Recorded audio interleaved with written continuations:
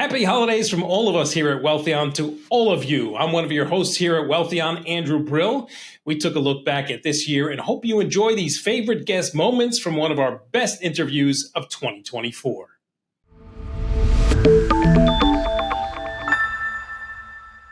So why don't we spend a few minutes talking about China, because it is the second largest economy in the world, representing 20% of global GDP.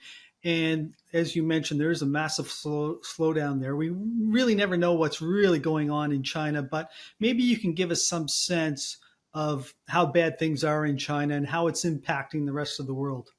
Well, I think what you've got to do in terms of analysing China is to sort of split out the secular, the trend, from the cycle.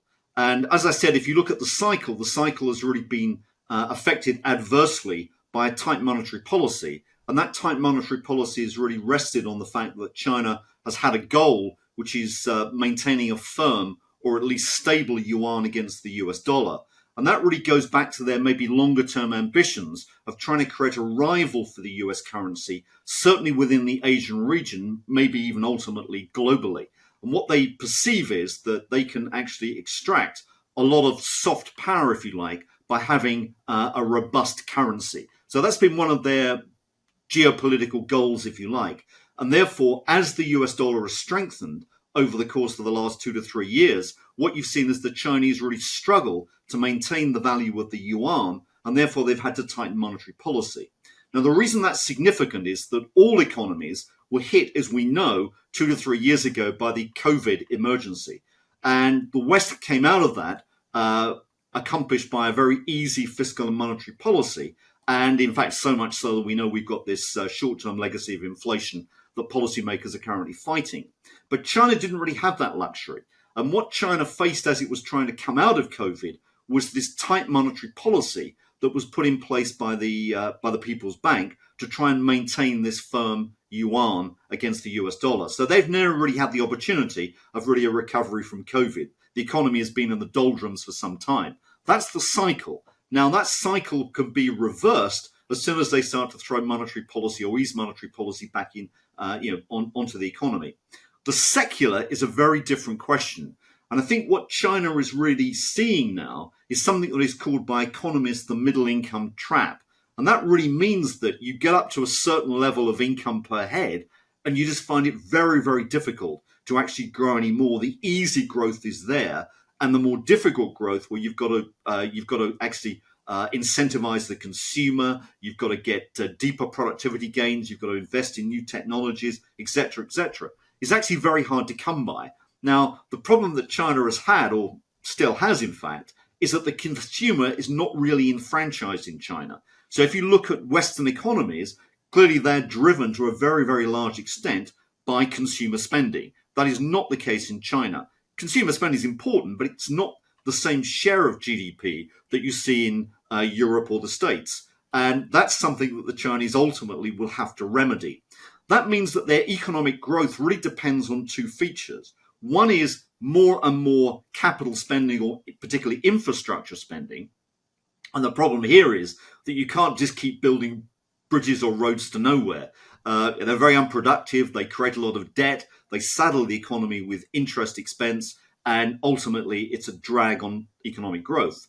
And the other dimension is export growth.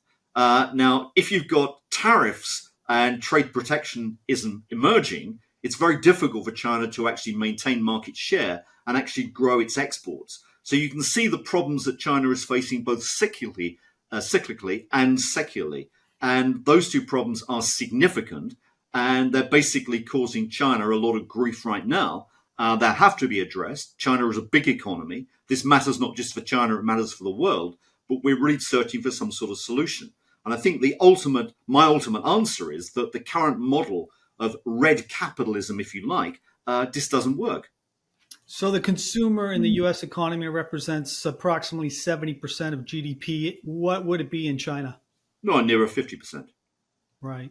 And it's interesting you brought that up, because a couple of high-end retailers, LVHM and also Gucci, have both said their sales within China are down significantly. I think it was around 50%. So the consumer there is definitely feeling some pain. And I believe LVHM also said their champagne sales were down 50% because people there have nothing to celebrate. Yeah, absolutely right. Yeah. They can't even drown their sorrows. So let me try to unpack what you said there. So first of all, the message that the Fed has been sending out for many months now is that they are hyper focused on inflation. They want to get inflation down from the high of 9% down to their target rate of 2%. But you're saying with this last speech that Powell made in Jackson Hole that he is now saying he's still focused on inflation, but it sounds like they're very concerned about what's happening within the economy and the growth and the slowdown that we're seeing in the economy. Do I have that right? You have that absolutely spot on, but I'll also add another dimension, which is the fact that also financial stability is a key criteria, and that financial stability extends to the treasury market and the ability of the government to fund itself. So we've got to look at these dimensions too. And so what were you saying that you think the Fed is concerned about what's happening, even though they're not saying? In the economy? Yeah. Yeah, I think they are, for sure. Are they more concerned about the inflation rate or about the economy slowing down? No, I think they're more concerned by the economy slowing down. I think they're not sure they've got a handle on it, in my view. Right. Even though, okay, that's good, because even though they don't communicate that. Well, I think Powell's last speech was sufficiently sort of nervous about the economy that it suggested there was some hint of panic. So do you think the Fed sees a potential problem on the horizon? And that's why they've made these changes? I think I think they recognize there's a problem in terms of funding in the medium term for the US public sector. Absolutely, because there is a big problem. And you just got to look at what the Congressional Budget Office is projecting for the future debt GDP ratio in America. I mean, there's an underlying fast rising secular trend in mandatory spending that somehow has to be funded. And the CBO are very explicit about this as being a major problem in the medium term. So there's a lot of debt financing to do. And I think the Federal Reserve and the Treasury together, because of their activities, their joint activities, in what I was saying, if you like, actively duration managing the calendar, they're very concerned about this. So I think this is a background point, but it's an important point. Regarding the economy, I think Jay Powell flagged growing concerns among the FOMC about the integrity of the economy.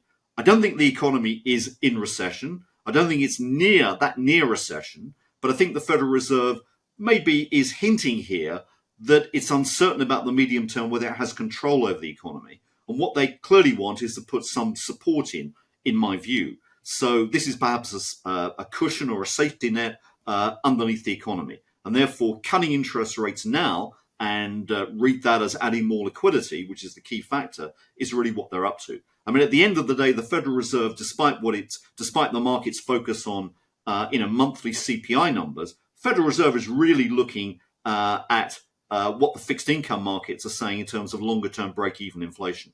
That's really the key. This is the whole sort of, if you like, framework that the Federal Reserve put in place for inflation fighting. And what that's telling them is inflation is beaten.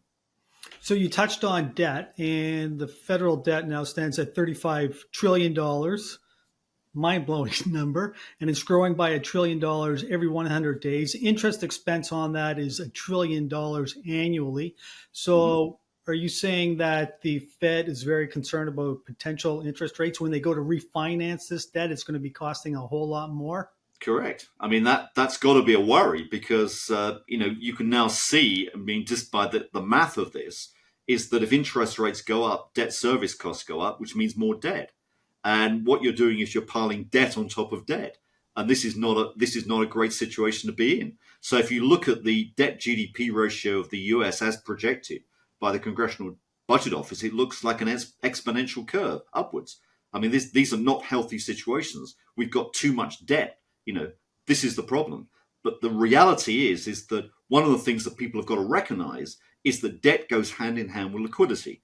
And we're in a situation now where financial markets have moved very clearly away from being new capital raising mechanisms into being basically debt refinancing mechanisms. And that's a very important, subtle, but very important difference.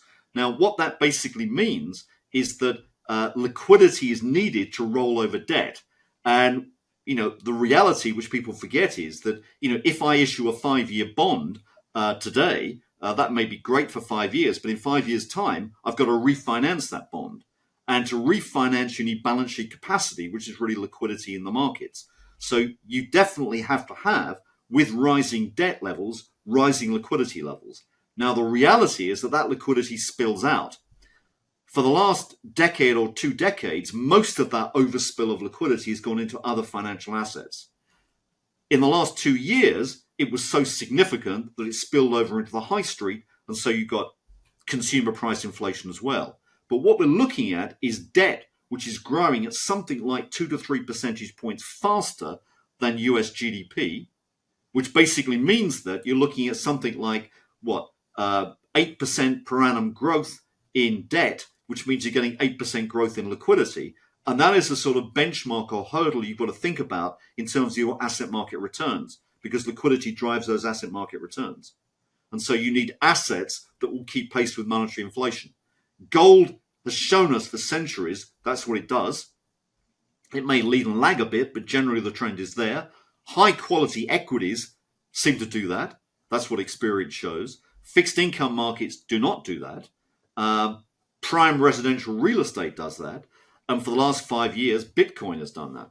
Michael, you have said in the past that all financial disasters are brought on by an inability to refinance debt.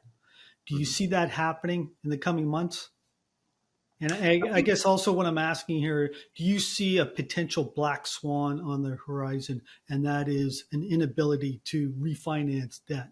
Well, I think the sort of glib answer is yes, but I don't know when, because the fact is that what you've seen historically, and you go back through history, and you go back particularly in the last 2 decades, what you find is that every financial crisis has largely been a refinancing crisis. Think of 2008, think of the Asian financial crisis in 97, think of what happened in the US repo markets in 2019. All these are instances where refinancing becomes a problem. I mean, arguably even Silicon Valley Bank was a refinancing crisis. And what it comes down to is if we've got so much debt, we're sitting on so much debt, that debt is a burden, that's a cost. That debt has to be refinanced. And if that mountain of debt just keeps growing, the refinancing challenges obviously grow with it. And what you need is more and more liquidity to keep pace. Now, liquidity, as we've argued, is cyclical. And therefore, if you get at a time when you need a lot of refinancing capacity, liquidity turning down, then you've got a problem. And in that environment, you either get debt defaults, people tend to fire sale assets so they can refinance in other areas, etc. And that's where the tensions emerge. So it may be a glib comment, but yes, we will get that, because at the end of the day, liquidity is cyclical. And it's very, we can't depend on monetary authorities to manage things perfectly. So I think it's going to come. Is it going to come in the next 12 months? I think that's very unlikely, because I think if you look at the debt wall, the debt wall is probably about 18 months to 2 years away. That's when a lot of debt has to be refinanced in the world economy, or the US economy in particular. And I think we've got a window now where there's not that much, so it should be manageable. And from what I've argued, liquidity is picking up. Therefore, there should be few problems.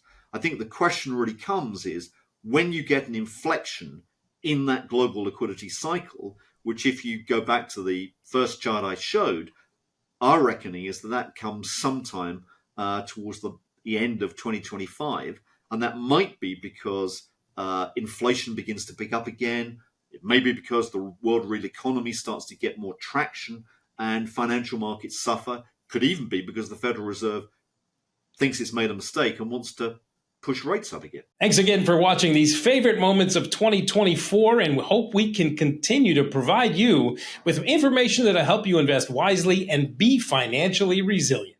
Wishing all of you a healthy, happy, safe, and prosperous 2025.